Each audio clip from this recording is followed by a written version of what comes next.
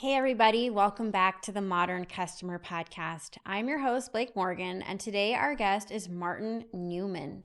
He has been working in customer experience for over 40 years. Martin has worked with retailers like Burberry, Ted Baker, Intersport, and Harrods. He's done keynotes for companies like Toyota, Pandora, Adobe, and Meta. He also has a few courses based on customer experience and two books, including 100 Practical Ways to Improve Customer Experience and The Power of Customer Experience. Today, we're talking about global customer experience. We're looking at retail and what is the return on inspiration. Please enjoy Martin Newman.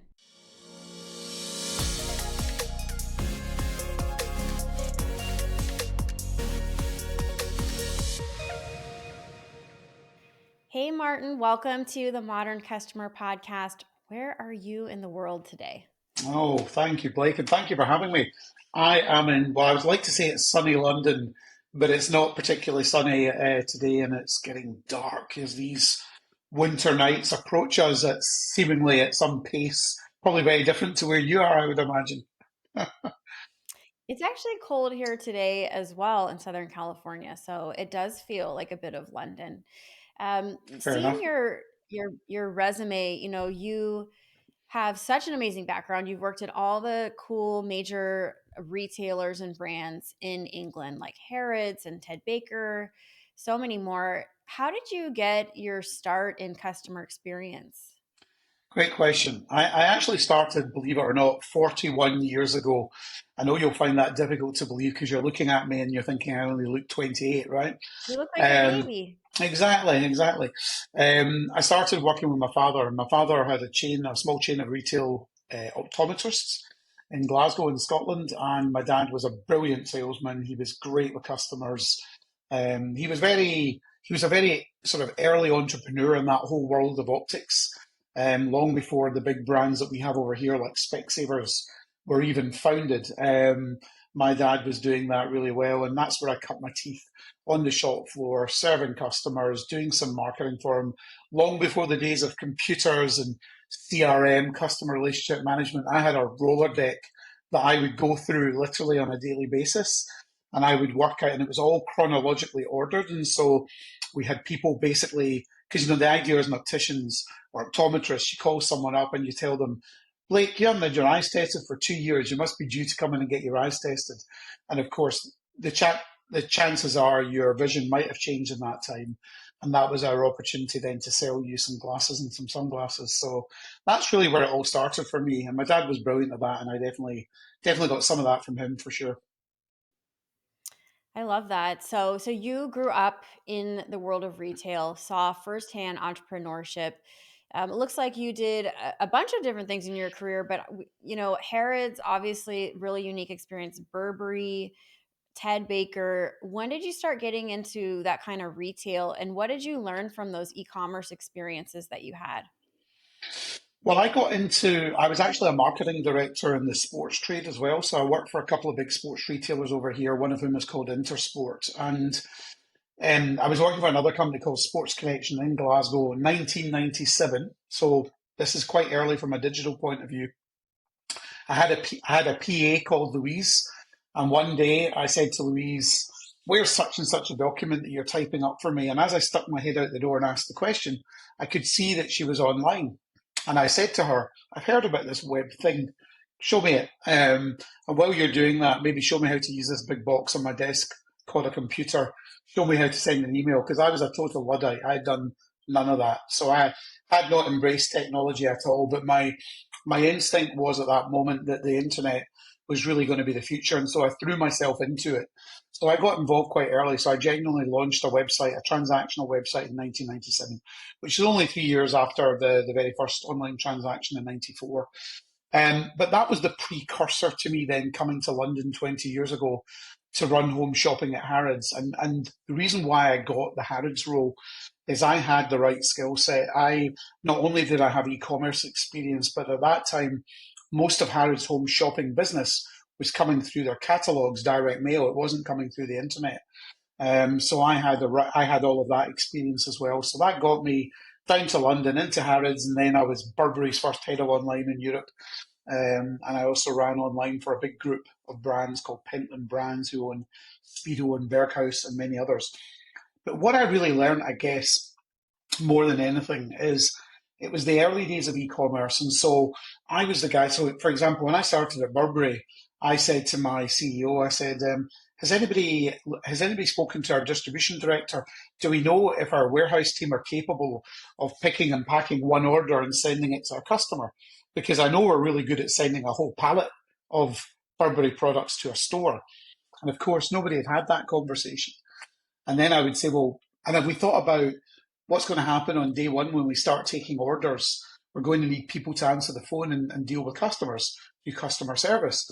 So to be honest with you, none of these things had really been thought through in most of those businesses because it was still quite early. So I had to go through the pain, actually, and it was quite painful, of implementing everything from the e-commerce platform through the supply chain, logistics, customer service, marketing. So I got my hands dirty on everything. And although it felt painful at the time, it was a fantastic experience because it really gave me that end-to-end experience of a whole operating model, a value chain of running a multi-channel retail business. And there's no question that stood me in good stead when I went on to the next stage of my career. So I want to fast forward here and I want to bring us to today where you teach customer experience. Yeah. Could you talk about like what are the major themes of the course that you teach and what are the biggest challenges facing your students? Um, so the themes on the course, my framework for customer experience is one element of customer centricity. So I live my life in a customer centricity world, and everyone's been using that phrase for certainly in a regular basis for the last 5 or 10 years. It feels like it's almost replaced omni-channel or digital transformation as the buzzword du jour, the buzzword of the day.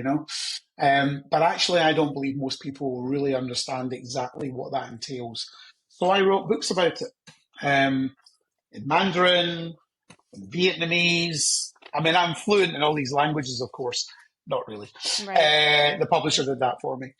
But I just thought, I've been talking about it for such a long time myself. And one day I was I built and ran a successful consulting business called Practicology, which I sold to a great American company called Pattern, who are now the number one seller on Amazon globally. Long story short, um, one day I was in my office in London and I was talking to my team and I said to them, we've got a real opportunity. This is 2017. We've got a real opportunity to teach our customers how to do a better job of serving their customers. How do we explain what customer centricity is? Why don't we do a workshop now and define it?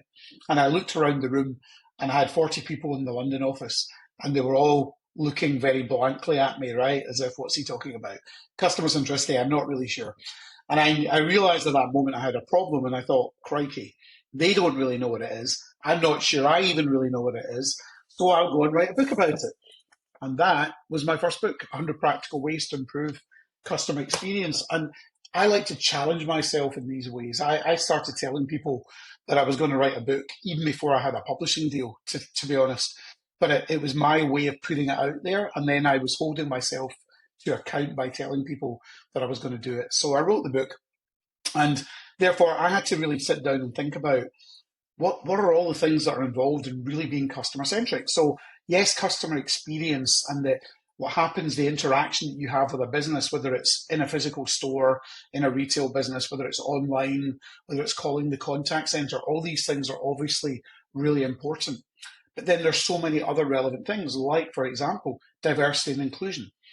When I'm talking to a board of a business today, I say to them, if 70 to 80% of your purchasing decisions are made by women, and you've got a fair degree of ethnic customers probably as well, and you've probably got a whole bunch of disabled customers that you don't even know about, and yet your board are all pale, male, and stale, and not really representative of the people that you're selling to, how can you possibly expect to do the best job that you can?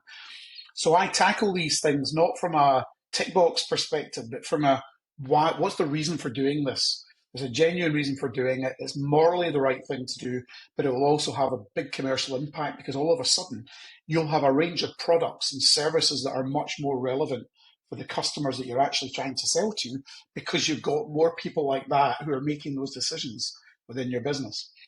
I talk about sustainability. I talk about social responsibility and impact, social impact.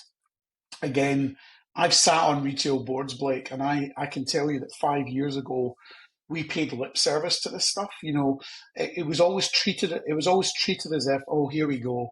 What are we going to have to do now? Oh, we're going to have to be sustainable, right? We're going to have to do something about the planet. How much is that going to cost us? It was never seen as a benefit. Now, today, I believe everyone gets the moral implications of it, but I still don't believe most businesses understand the actual commercial opportunity of being more sustainable. And we're all today in this day and age. There's not too many brands that don't have Gen Zs, for example, or Gen Z, as you call them in the States, who are an important segment of customers that you're trying to sell to. You can't sell to Gen Z and be relevant to them if you can't prove that you're walking the talk on sustainability, if you're looking after the planet, if you're if you've got a social conscience and you're doing the right thing for the environment, for your community, for your customers, and for your own people. The Mm-hmm. amount of businesses that I work with who, when I say to them, for me, the first building block actually in being customer centric is being people centric, i.e., your own colleagues.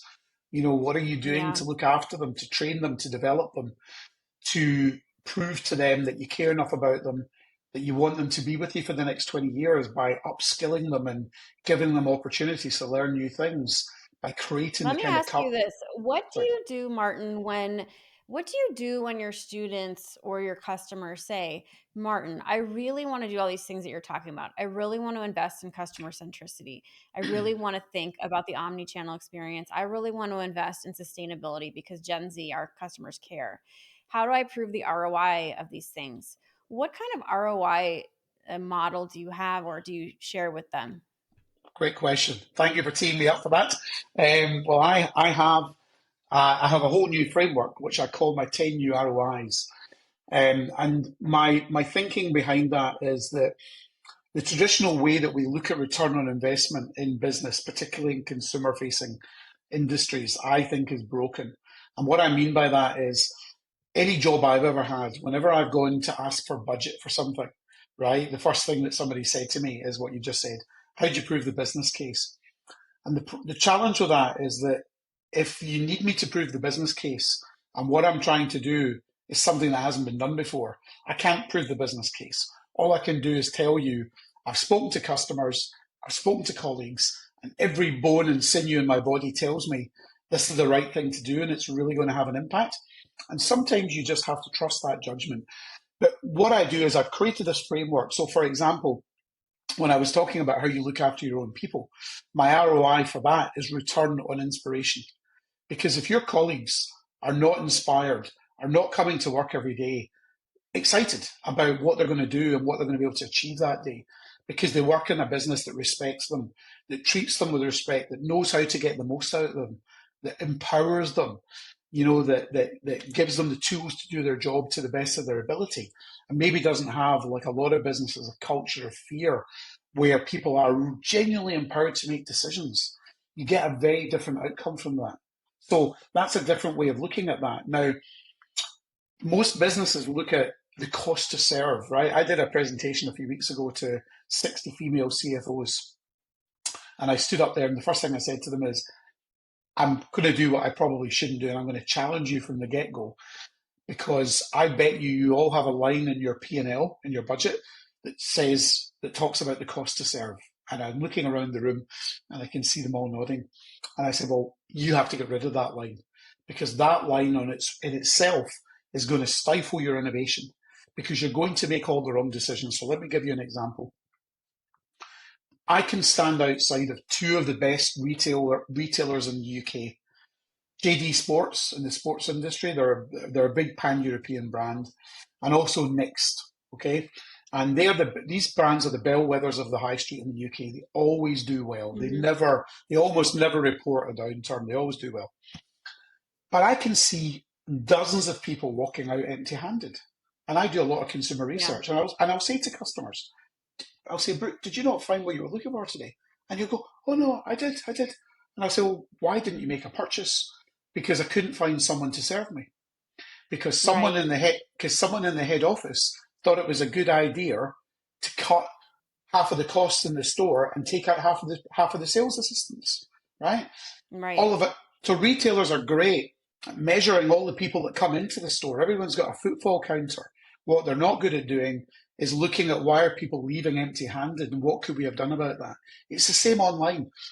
Everyone listening to this will know what a conversion rate is on a website, right? So everyone measures conversion rates. Of 100 people that came to our website last week, how many of them made a purchase? And in retail, that is generally between 2 and 5%. I always say that's great to report on, but what about the 95% of people that came to the website that didn't buy something? So I've got a whole Yeah. new set of ROIs that look at these things, and I think in a much more pragmatic and relevant way, where you can actually we take things like sustainability. There's so many examples of brands that do really well in that space who also perform incredibly well as organizations, whether you're talking about a brand like Patagonia, for example. Patagonia doesn't have customers. Patagonia's got fans. People love Patagonia Yeah. because they very much associate with what the brand stands for, how it behaves, all the causes, and that it's an activist behind the impact it's trying to have to create a better future for us all. And that's why people love that brand. So I'm a believer that anyone can turn a customer into a fan by focusing on the right things and maybe looking at slightly different ways of measuring success from how we used to do it. So that problem of understaffing is a big global problem. It's very clear in the US that you walk into a store and there's just no people there. And it just feels like executives don't understand the investment anymore in the customer experience, as far as just they're just trying to cut costs as much as possible and maximize profits as much as possible for today. And it's very short-sighted. And we know that. Some brands see the long term, but it feels like post COVID, this issue has gotten even worse. What are some of the best brands that you're seeing, let's say in the UK right now, doing when everyone's going left, they're going right? What are the things that they're doing to differentiate on customer experience? It's a great question, and I totally agree with you. I think it's got worse, post COVID. But to be honest with you, if I go back through my 41 years of working, right, I think a lot of this actually, and I'll give you an example in a minute to answer that question, but I think a lot of it comes down to how we incentivize the people that are running our businesses. If we incentivize our chief executives by what happens in the next 12 months, then guess what? They're going to make decisions about the next 12 months. They're not going to place bets that might not pay back until years 2, 3, and 4, if potentially it's going to affect their own bonus and remuneration, right? You're not going to do it. It wouldn't be in your interest. So I think we have to change ultimately how we compensate people that are running our businesses and incentivize them much more on the longer term growth of those organizations. I think what you find is I find, for example, in the UK, an example of a family business. There's a business called Timson. It's spelled Timpson. You would go to Timson to get your keys cut, to get your Manolo Blahnik tree healed or whatever. Um, in Europe, the brand I would don't wear be those, they're too expensive. they're too expensive for me as well. I can't wear I refuse to wear shoes that cost thousands of dollars that I wear in the dirt on the ground. But Yeah, anyway, yeah, yeah, let's go yeah, on. yeah, So you yeah, go to yeah. this store, you get your monoblonics that you don't have fixed and your Exactly. You keys. get your keys cut, you get your shoes healed, and all the rest of it. And in Europe, there's a brand called Mister Minute, so it's a similar type of business. This is a family business, right? So let me paint a bit of a picture here. It's about a fourth generation family business, and the current chairman, his name is Sir John Timson. He's a knight, and he and his wife have fostered 59 children. Right? Oh, wow. They go out of their way to recruit convicts, not just ex-convicts, convicts. So there's a scheme in the Okay. UK here where businesses can actually provide opportunities for people who are in jail to come into the workplace obviously when they're getting closer to their release date, where they have an opportunity to be rehabilitated. Because obviously what happens is if you come out of prison as a convict and you don't, in normal circumstances, you go and look for work. The first thing you're asked is, where have you been for the last 3 years? What were you doing? Well, I was in, I was in San Antonio prison, right?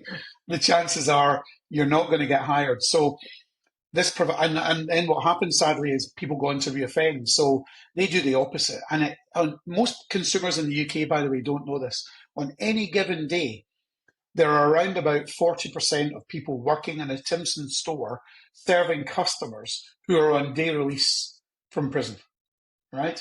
And these people are trusted. They have full access to the till, to all the cash.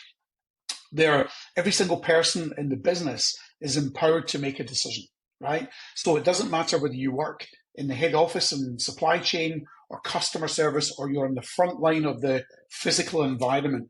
Everyone can make a decision without asking their boss for permission.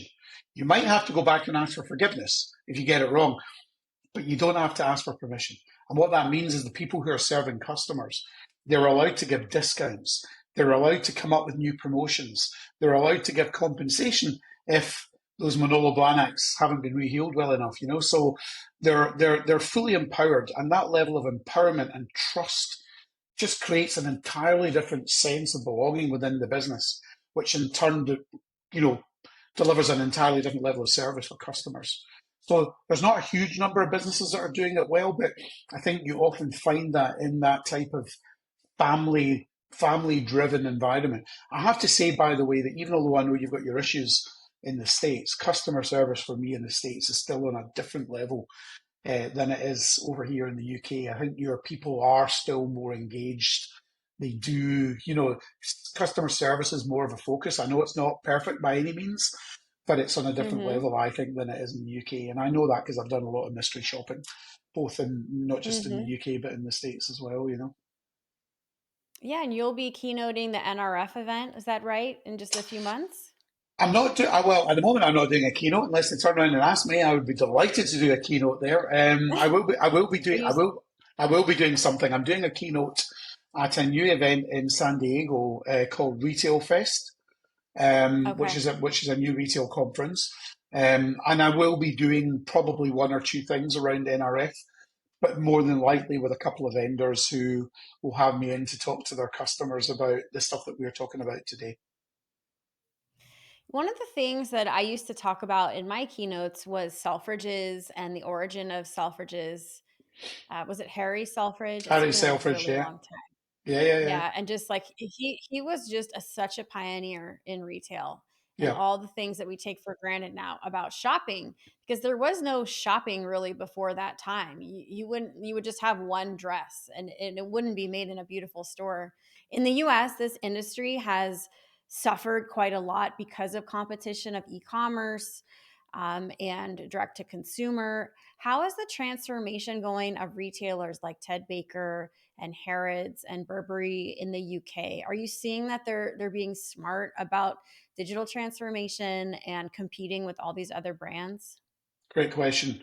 Well, I guess there's a couple of things going on at the moment, Blake. First of all, e-commerce has kind of softened, if you like, since everything's opened up post COVID, which I predicted it would, right? Because we're all social beings, and I knew the minute lockdowns were finished, the first thing people would want to do is be back out there in the shops, right? So that's what's Mhm. happened, and so e-commerce has suffered as a result, and so there are actually a number of online businesses that have gone bust in the UK, have gone through the kind of Chapter Oh 11, wow.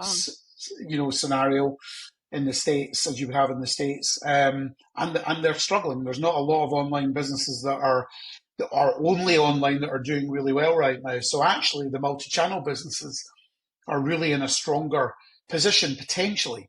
However, I still feel that the majority of them have underinvested in their digital transformation, and I think there's a lot of headroom for growth there to make themselves fit for purpose for the future.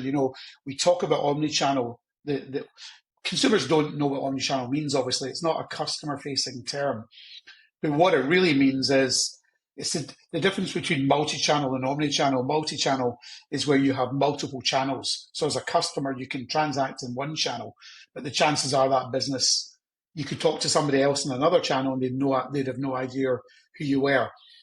From a consumer point of view these days, we want to begin and end our customer journey wherever the heck we want to go. So that might mean researching online, but completing our purchase offline. Or it might mean the reverse. It might mean going into a store, seeing what we want to buy, sitting on that sofa, sitting on that furniture, lying on that bed, but then actually completing the purchase online.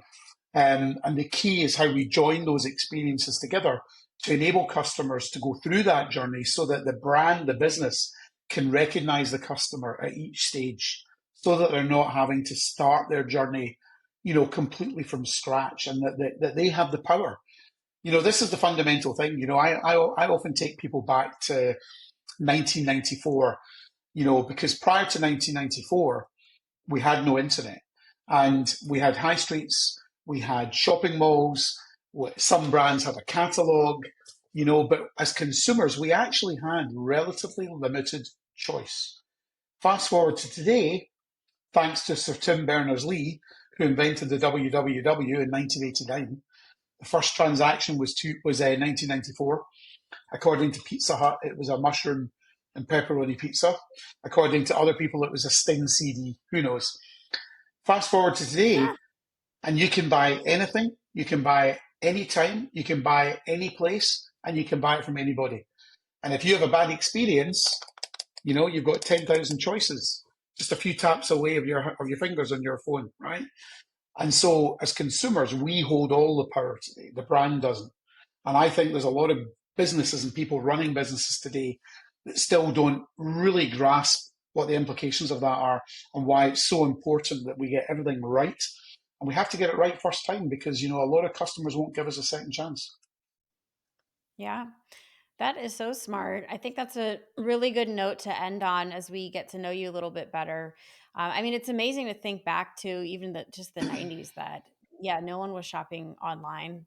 But even today, people still miss that experiential retail opportunity where you go into a Harrods or Selfridges and you're transported to another world and people treat you beautifully. And Yeah. these are very expensive stores. Again, even I wandered into Harrods a few years ago when I was in London, and I thought, who is buying their baby like 300-pound jacket? But anyway, these experiences are so luxurious and they just feel amazing to wander around and be transported for a few minutes of the day because we all know shopping is not just about a transaction, it's about something more. But let's get to know you a little bit better. You're clearly a very interesting person. You're born in Thank you. Scotland. That's not part of the rapid fire questions. We'll start there. Were you born in Scotland?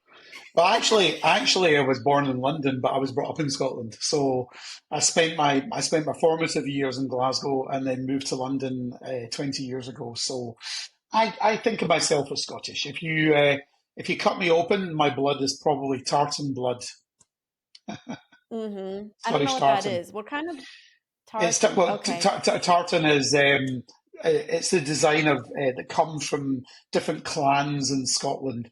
Anyway, it's a conversation for another day. But essentially, cut me open, and I'm Scottish on the inside, despite having lived in London now for 20 years, which I love.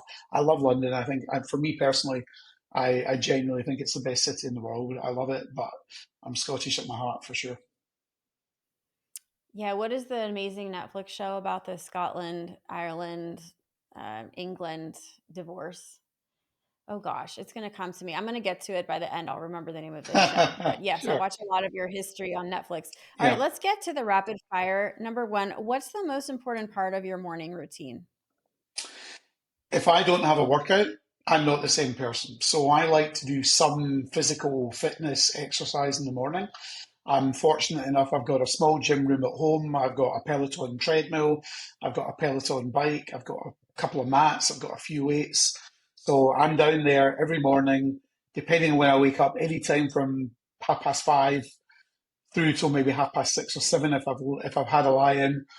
I'm doing some exercise, and I always feel better I always feel the benefit of doing that. I get the endorphins going, my head gets going, my brain gets going, and I just feel much better about myself throughout the course of the day than when I haven't done that. So for me, that's the most important thing.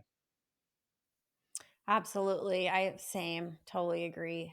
Do you have an important unique leadership hack that helped get you to where you are today?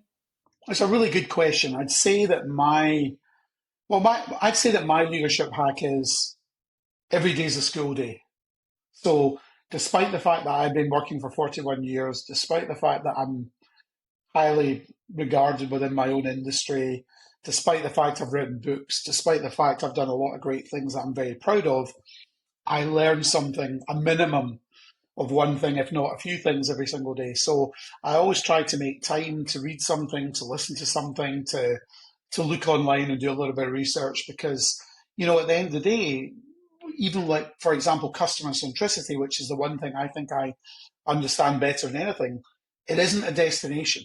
It's a journey. You never get to the end game because consumer demands and expectations are always changing. So you've always got to continually evolve. And therefore I feel if I don't continue to do that, then I always worry that I'm going to become irrelevant at some point in time, right? So that's the way I kind of drive myself forward. So every day is a school day. I love that. Well, what show are you currently watching on a streaming service like Netflix right now? Oh, I'm terrible remembering all the things that I've been watching. Oh my I goodness. remember The Last Kingdom is the show that I love. Do you know that show? Last Kingdom. No, I don't actually. Can I You should stick my check it head? out. Can you pause this bit? Let's just go to the next question. We're going to skip Okay. that one. No, because What is, I was gonna ask my wife. She always oh, remembers everything. okay. Yeah. Let's skip it. What's your idea of perfect happiness? Perfect happiness. Wow. I think for me, it's an interesting one. The adage, you either work to live or you live to work. Do you know Mm-hmm. that phrase? We use that a lot over here. Yeah, So absolutely. I've probably always been in the kind of living to work bucket too much.